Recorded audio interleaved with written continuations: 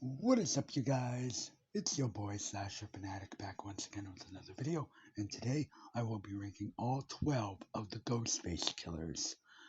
Now, this list will include, how well, Ghostface was used, how well the motive of Ghostface, you know what I mean, was done, and so, yeah, let's get started. Coming in at my number 12, um, coming in at my numbers 12, 11, and 10.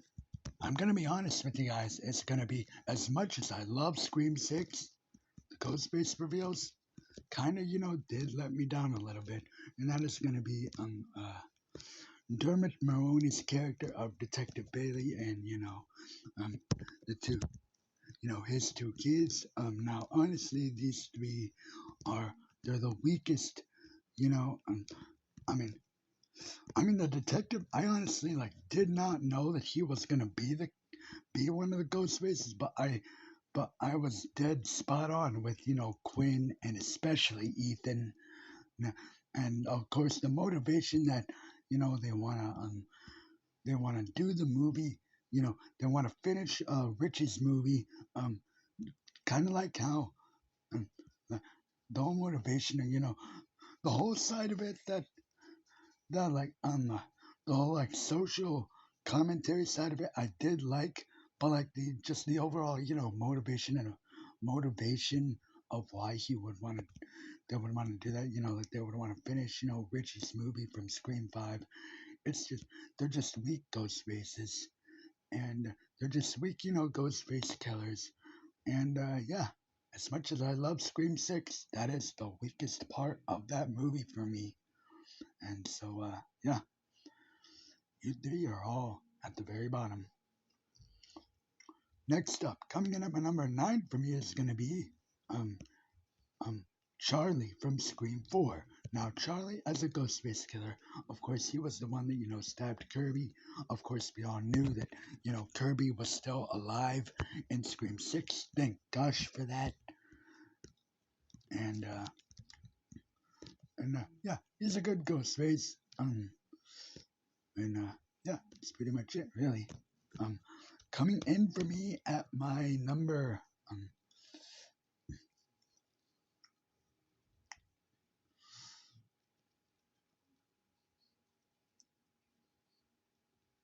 coming in at my number 8 for me is going to be Mrs. Loomis from Scream 2. Um, Billy's mother, from Scream 2 now. She, of course, her motivation is pretty much just, Mrs. Voorhees from Friday the 13th. She wants revenge for her son's death. Just, it works, yeah. But again, that was another Ghostface reveal that again I did not see coming at all, and so that just kind of bumps her up a little bit for me. And yeah, she's a pretty good Ghostface killer. And yeah, um, coming in for me on my number, uh, coming in for me on my number 7.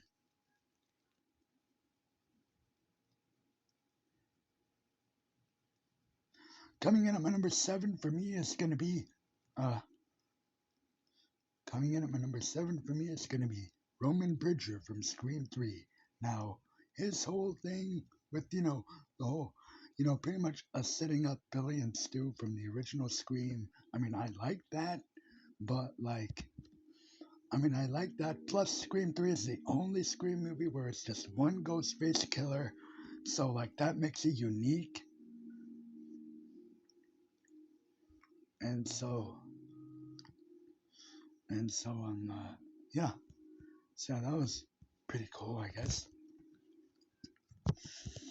Coming in at my number 5 for me is going to be Mickey from Scream. Um, yeah. Uh, uh, Nicky or Mickey, whatever his name is, Mickey from Scream 2. There we go, Mickey from Scream 2.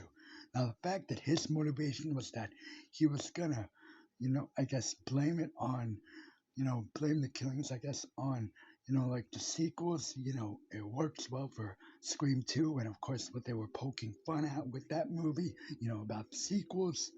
And, yeah, he's a pretty good Ghostface. Again, one that yeah, again, one that I did not see coming the first time that I saw Scream 2, but still, pretty good Ghostface. And so yeah, it's for me right here.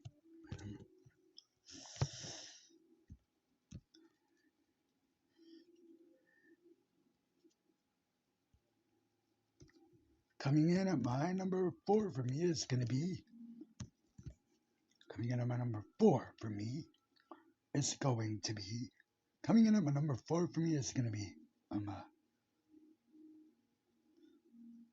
coming in at my number 4 for me is going to be Stu Macher from the original Scream. Now his whole thing reveal was pretty cool, pretty interesting in that he was and again, Matthew Lillard just seriously like his comedic timing was just gold in that original movie. Just seriously so cool. And of course, you got that fan theory going on now to where is Stu actually alive?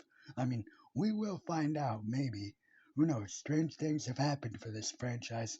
They're talking about bringing Casey Becker back from the opening of the original Scream, even though we saw dead on in that movie that she was flayed the heck open and then hung by a tree. But still, that stranger things have happened in this franchise, in the Scream movies. But yeah, he makes it here to my number 4. Coming in at my number 3 for me is going to be Billy Loomis from the original Scream. Now, his whole, motivation that, I guess he was, screwing, I guess, Sydney's mother and that, like that whole thing. I mean, yeah, it works. And again, like you go back and you watch the Scream movies, like, and if you pick up on certain little details, like you could, especially after knowing, the identity of the killers the first time, like you pretty much could guess yeah, like you know what I mean, guys. So yeah, that's my number 3.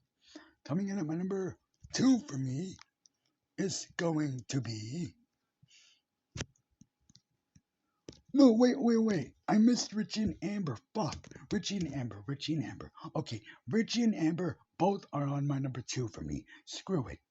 Both Richie and Amber really pretty good, Ghostface killers in Scream 5, and the fact that they were gonna, blame it on on the whole, Hollywood thing about the whole, toxic fandom thing.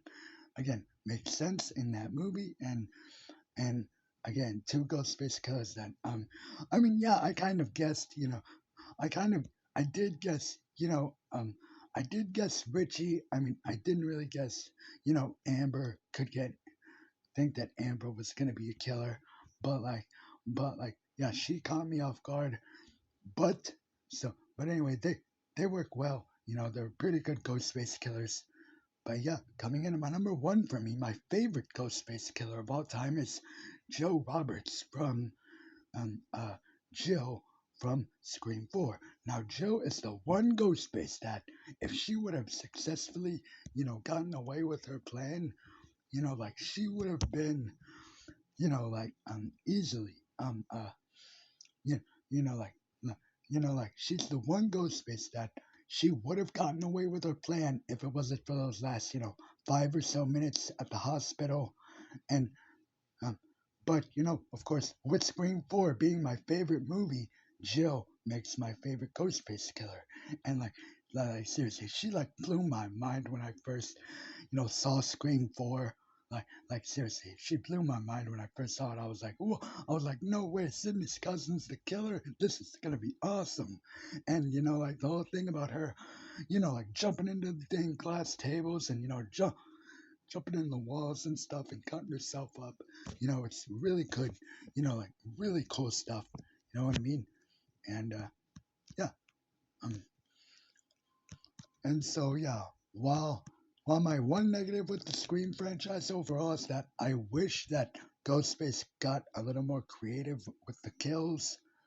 When- It's like seriously, all he does is just stab, stab, stab. And don't get me wrong, stabs are great, stabs are iconic. But as a slasher fan, I want some, bloody creativity in my slashers. Luckily, the big names do deliver that. Ghostface, he does not deliver creativity. Like, I mean, here and there he would, like with the garage door kill, but like still. And and while that's the one thing that always holds the franchise back for me, um, the killer reveals are always, cool and unique, and like the whole meta commentary of the Scream movies. It's just really iconic. Poking fun at you know the slasher genre, and you know what I mean, guys. And so yeah. But anyway, guys, those are just my list of my favorite Ghostface killers. Let me know your guys' list down below in the comment section, and we will talk about it. Don't forget to like, share, comment, and subscribe for more amazing videos. Goodbye, guys, and as always, don't forget, guys, to keep on slashing.